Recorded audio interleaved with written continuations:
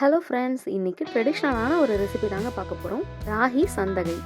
இது பார்க்க இடியாப்பம் மாதிரி தாங்க இருக்கும். ஆனால் இது ப்ராசஸ் அப்படியே வேறு மாதிரி. எப்படி பண்ணுறதுன்னு பார்க்கலாமா?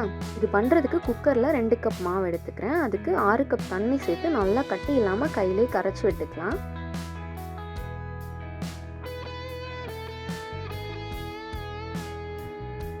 இப்போது ஸ்டவ் ஆன் பண்ணிட்டு அப்படியே இந்த குக்கர் எடுத்து வச்சுக்கலாம். இந்த மாதிரி மத்துக்கோலோட அடிப்பகுதியை நான் எடுத்து இந்த மாதிரி கிளறிக்கிறேன். நீங்கள் கரண்டி கூட யூஸ் பண்ணிக்கலாம். இந்த மத்தில் கிளறப்போ கொஞ்சம் ஈஸியாக இருக்கும். மீடியம் ஃப்ளேமில் வச்சுட்டு அப்படியே கைவிடாமல் கிளறிட்டே இருங்க. இந்த மாதிரி லைட்டாக கட்டிப்படும், பயப்பட வேணாம், கிளறிட்டே இருக்கலாம். இம்பார்ட்டன்ட் விஷயம் என்னென்னா, மீடியம் ஃப்ளேமில் வச்சு கிளறணும். இந்த அளவுக்கு கெட்டியாக இருக்குது. நீங்கள் கம்மியாக பண்ணுறதா இருந்தால் இன்னுமே ஈஸியாக இருக்கும். நான் கொஞ்சம் அதிகமாக பண்ணுறதுனால பார்க்க ஹெவியாக தெரியும்.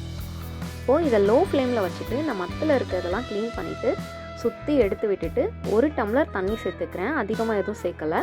அப்படியே குக்கரை க்ளோஸ் பண்ணி லோ ஃப்ளேமில் ஒரு விசில் வச்சு ஆஃப் பண்ணிடலாம். இன்னொரு சைடு இதுக்கு கடலக்கொட்டை தனியாக வறுத்து எடுத்துக்கிறேன். இது நல்லா ரோஸ்ட் பண்ணிட்டு தோலெல்லாம் ரிமூவ் பண்ணி ஒரு மிக்சர் ஜாரில் குறைப்பாக அரைச்சி எடுத்துக்கலாம்.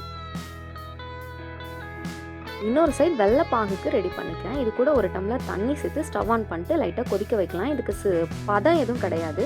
தேவைப்பட்டால் வடிகட்டி கூட எடுத்துக்கோங்க. அவ்வளோதான், இது ரெடி ஆகிடுச்சு. இப்போ குக்கரை ஓப்பன் பண்ணிக்கலாம். இந்த மாதிரி தான் இருக்கும். இப்போ இன்னொரு டைம் இந்த மாதிரி கிளறிக்கோங்க. ஒருவேளை லூஸாக இருக்க மாதிரி தெரிஞ்சதுன்னா இன்னும் கொஞ்சம் மாவு சேர்த்துட்டு கிளறி விட்டு மறுபடியும் ஸ்டவ் மேலேயே ஒரு 5 நிமிஷம் வச்சு ஆஃப் பண்ணிக்கோங்க. இது பண்ணுறதுக்கு நான் முறுக்குழலில் இந்த இடியாப்பாச்சு தான் எடுத்துருந்தேன். சூடாக இருக்கும் போதே இந்த மாதிரி சுற்றி எடுத்துக்கலாம். இந்த களி வந்துட்டு நல்லா வெந்திருக்கணும். வேகலைன்னா நல்லா இருக்காது. அதே நேரம் கெட்டியாகவும் இருக்கணும். ரொம்ப லூஸாக இருக்கக்கூடாது.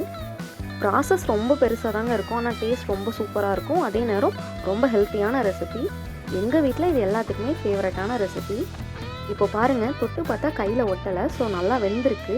இப்போது இது ரெடி ஆகிடுச்சு. பிளேட்டிங் பண்ணிடலாமா? இப்போ ஒரு பிளேட்டில் ராகி சந்தகை, அதுக்கு மேலே கொஞ்சமாக கடலக்கொட்டை தூள், அதுக்கு மேலே தாராளமாக வெள்ளைப்பாகு விட்டு எடுத்து சாப்பிட்டு பாருங்கள். டேஸ்ட் அடிதூளாக இருக்கும். அவ்வளோதான், சூப்பராக ரெடி ஆகிடுச்சு. கண்டிப்பாக நீங்களும் இந்த ரெசிபியை உங்கள் வீட்டில் ட்ரை பண்ணி பாருங்கள். எப்படி வந்துருந்துச்சுன்னு கமெண்ட்டில் சொல்லுங்கள். வீடியோ பிடிச்சிருந்தா அப்படியே ஒரு லைக் தட்டிட்டு சப்ஸ்கிரைப் பண்ணிக்கோங்க. பாய்.